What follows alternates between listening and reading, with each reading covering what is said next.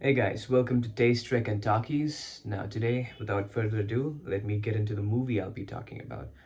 Today, we'll be talking about Kingdom of the Planet of the Apes. What a movie! So, with the sequel being announced in 2025, I thought it'd be appropriate to recap the movie for new watchers. For starters, we have a new protagonist in the movie. There are a couple changes. Caesar, who passed away at the end of the trilogy, is no longer the protagonist. Right now, it's Noah for Kingdom of the Planet of the Apes. And we see the progression of these clans in the movie, and it's no longer about a fight against humanity, it's more of a sort of war amongst each other, a sort of ape civil war.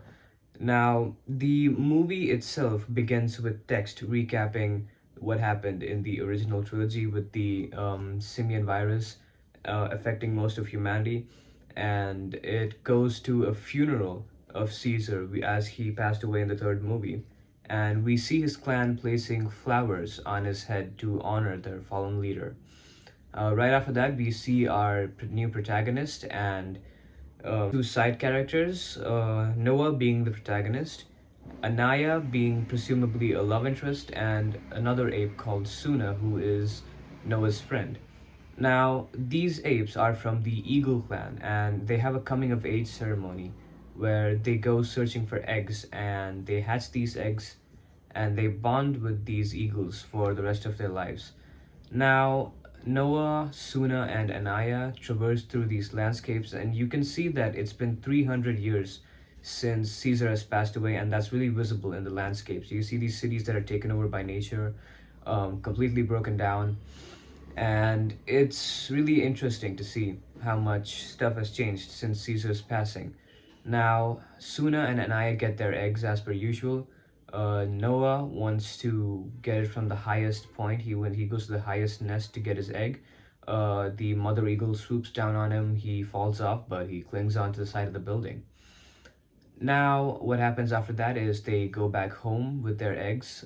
We see that Noah's father is the clan leader, and he takes care of all the birds. They have this sort of center for eagles, I suppose. And we also see Noah's mother, whose name is Dar. So prior to reaching the village, Noah actually notices that his blanket is missing from his horse, and they see a human called Echoes in this world. The apes call these human Echoes. He sees a human clutching his blanket and running away from him. The apes chase this human, and this female human drops the blanket, leaving Noah, Suna, and Anaya bewildered. So while in the village, Noah talks to his father about the upcoming ritual, the coming of age ceremony with the eggs. While he mentions that, he also mentions the blanket that was taken by the the human, and his father advises him not to go beyond the plains where it is rumored humans still exist. Now it is nighttime in the ape village, and Noah hears a noise coming from one of the houses, and as he ventures in, he finds the same woman that he found stealing his blanket. And this woman comes and hits his chest, breaking the egg that Noah held for his coming of age ceremony. And now this was a problem because Noah needed this egg for the ceremony. It is quite an important ceremony for these Eagle Clan members. Now, he goes and narrates the incident to Suna and Anaya, his friends, and they offer to postpone their own ceremonies to wait for Noah, but Noah disagrees with this. Noah sets out searching for another egg at night. While searching for an egg, he comes across a dead ape. And not only that, he also finds an ape from his own clan with a knife in his back. And he tries to warn Noah about something. But right as that happens, a couple of masked apes on horses come and they find Noah's horse. Now, they smack the horse to send it back to Noah's village so that they can find his clan. And Noah tries to reach there before they do, but as he reaches, he sees his village burning down. Now, these apes, interestingly, they call out the name of Caesar. They say for Caesar as they raid these villages. So it's sort of like Caesar is this religious figure in the ape community, and he is revered as a being of, well, kind of like ape Jesus is what I'd say. So that's about Caesar, but they use his name for the wrong reasons. They don't really know what Caesar stands for. The fact that Caesar advocated for peace, they sort of twist his words to brainwash and indoctrinate beliefs into these apes. So now Noah is in the village and he tries to search for his father, but as he reaches where his father is, he finds that a guerrilla general who goes by the name of Silva is confronting his father. And now him and his father try to team up to take the gorilla down. However, the gorilla overpowers them both. He sends Noah flying off the building and he kills the village chief, Noah's father. So after that whole incident, we see Noah waking up in the middle of the village. He finds his father, who has been killed by Silva, the guerrilla general. Now he finds his father, gives his father a proper burial, and he sets off to save his clan because a good majority of his clan has been kidnapped by these apes who fight for Caesar. Well, not exactly fight for Caesar, they sort of follow his words and teachings as they say. Now, Noah sets off on a journey to find his clan. He encounters his father's eagle, who he tries to bond with, but then his father's eagle just claws him. Now, as Noah sets off for this journey, he, at some point in the journey, falls through a glass ceiling, and he is caught by this orangutan who believes Noah is one of these apes who follow the words of Caesar. And Noah explains that he is not, because he was wearing that mask of theirs, the mask of the apes that follow the words of Caesar. Now, this orangutan turns out to be a person named Raka. Raka reveals that he was burning another member of his fellow orangutan. And as it turns out, these masked apes also killed Raka's friend, mate, whatever it is. Now, Raka explains that he is actually a follower of Caesar's teachings, and that these masked apes who claim to follow the teachings of Caesar are actually led by an ape called Proxima Caesar, and that the teachings of Caesar, led by Proxima, aren't exactly what Caesar talks about. Raka explains that Caesar believed that humans and apes could coexist. Now, Raka joins Noah on his trip to find his clan, and they soon observe that they're being followed by the very same human that broke Noah's eggs and stole his blanket. And Raka, being compassionate towards this human, convinced Noah to give this human his mother's blanket, which Noah at first disagrees with and then slowly warms up to the human and gives her the blanket. Now, later at night, we see Noah come across an observatory where he looks through a telescope at the stars and he watches with bewilderment. And he observes the human doing the same things. The human is named Noah by Raka, after the girl that Caesar befriended in the third movie. Now, Noah comes and looks through this telescope and she reacts with the same astonishment that Noah did, and that surprises Noah. Now, the following day, the woman joins Noah and Raka on their journey, and they come across a herd of zebras drinking from a lake. And they also spot a herd of humans. These humans are primitive and they are not civilized like the ones we know because these humans were affected by the virus. Now, we see these humans being rounded up by men of Proxima Caesar, and Nova, the human female, sees this and tries to hide. And Raka tries to protect her while we see the guerrilla general, Silva, try to find her. And there's this face-off between the guerrilla general and Nova in a field where they try to find the human girl. And then we see Nova, the human girl, stand up and call out Noah, the ape. It's a little confusing between Noah and Nova, so I'll just call her the human girl. So she stands up and she calls out the name of Noah. And Noah is surprised that she could speak, but as he sees her, he runs towards her, gets her, and then escapes with the help of Raka. Now, as they make it away, Caesar questions her about how she could speak, and he believes that she's intelligent in some way. And she reveals that her name is May, and she says that the apes that follow Proxima Caesar, are taking this clan away to a bunker where she believes there are other humans. Now, as they continue their travels, Noah, the human girl, and Raka come across a bridge that is across a river, and as they try to cross it, they are cornered by Proxima Caesar's men on both sides. Now, these apes, they try to get the human girl, and she falls off the bridge and clings onto a net. Now, Raka tries to save her, but as he tries to do that, Noah is trying to fight off these apes, and the gorilla general Silva shows up and captures Noah and May and cuts off the net that Raka was hanging onto.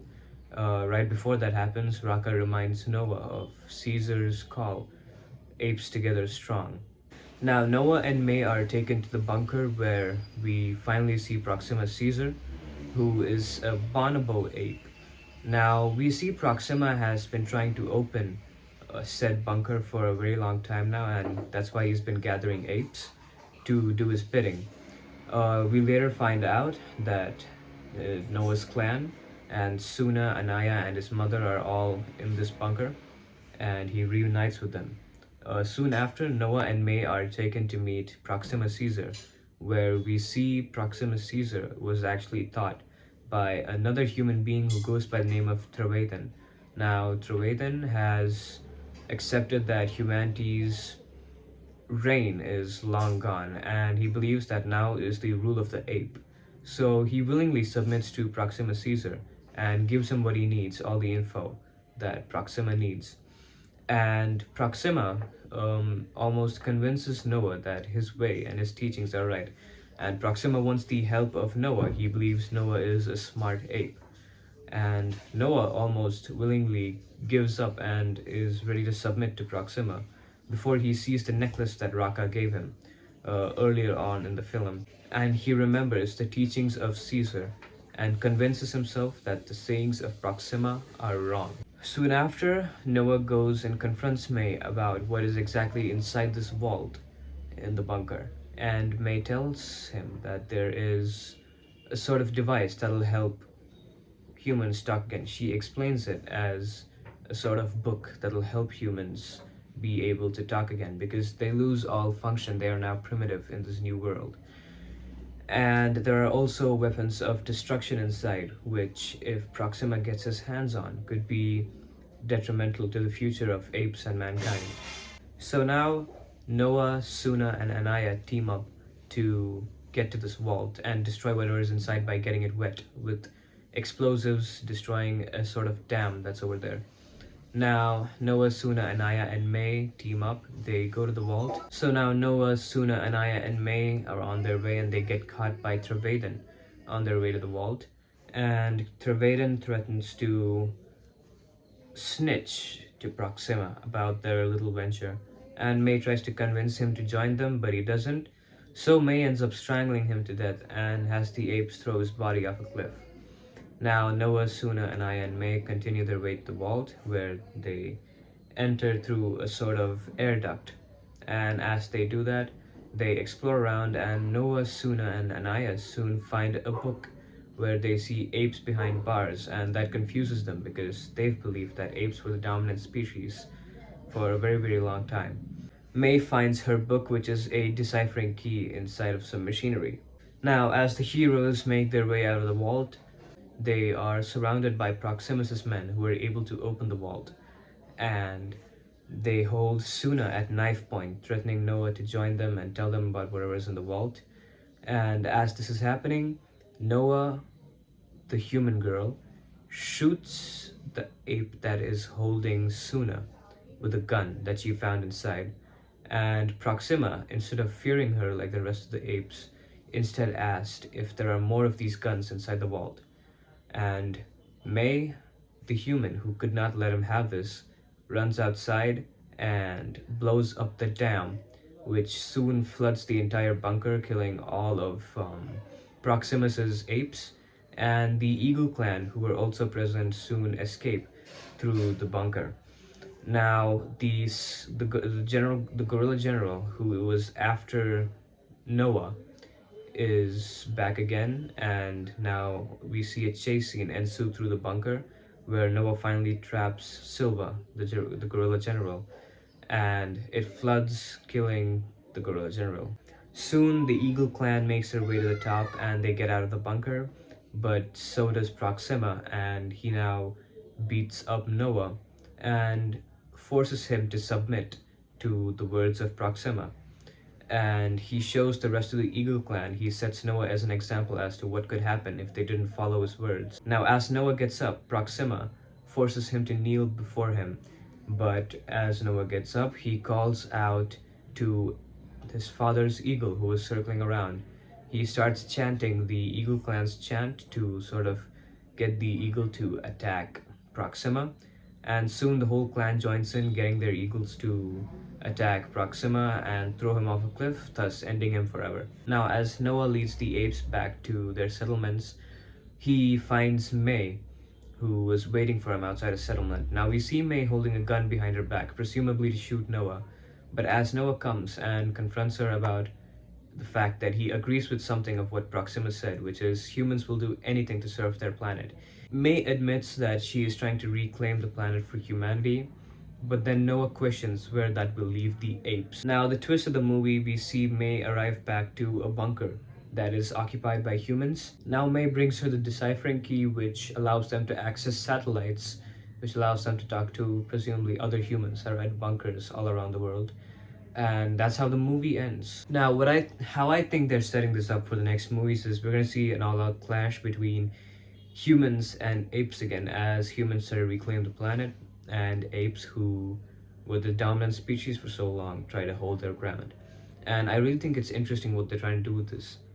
So that's about it for the recap. Thank you for watching.